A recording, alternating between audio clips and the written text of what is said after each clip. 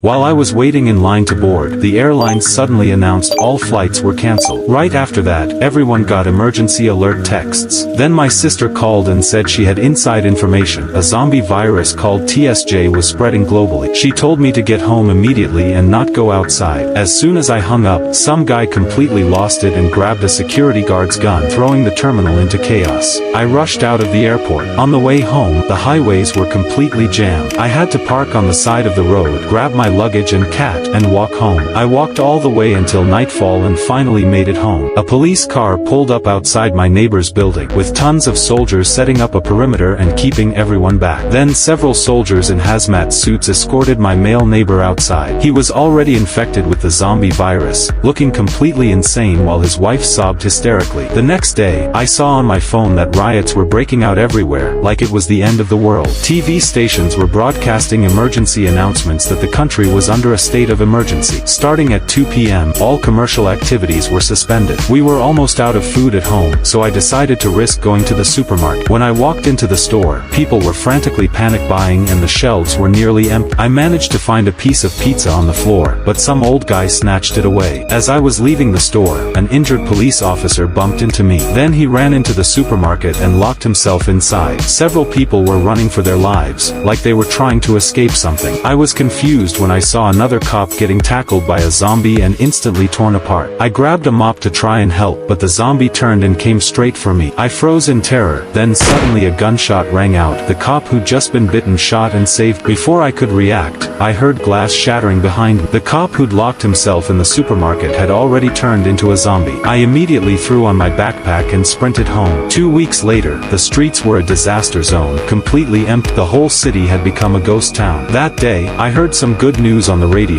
The government had set up a quarantine zone in the Canary Islands and wanted all survivors to meet at the docks tomorrow. Early the next morning, I rode my motorcycle to the docks. A checkpoint blocked the road along the way. I had to take a detour through back roads. Going through the forest, the motorcycle noise attracted tons of zombies. Luckily, I was going fast enough to lose them. I passed a campground and stopped to see if there were any survivors. Suddenly, a horde of zombies came charging out. I gunned it and sped away, but then a pile of bodies blocked the road. I hit the brakes hard and accidentally crashed. I got up and tried to start the motorcycle, but it wouldn't turn over. The zombies were closing in fast. I had to abandon the bike, grab my cat, and run deeper into the forest. After getting through the woods, I finally reached the docks and shut the gate before the zombies caught up. But the entire dock was deserted, not a single boat in sight.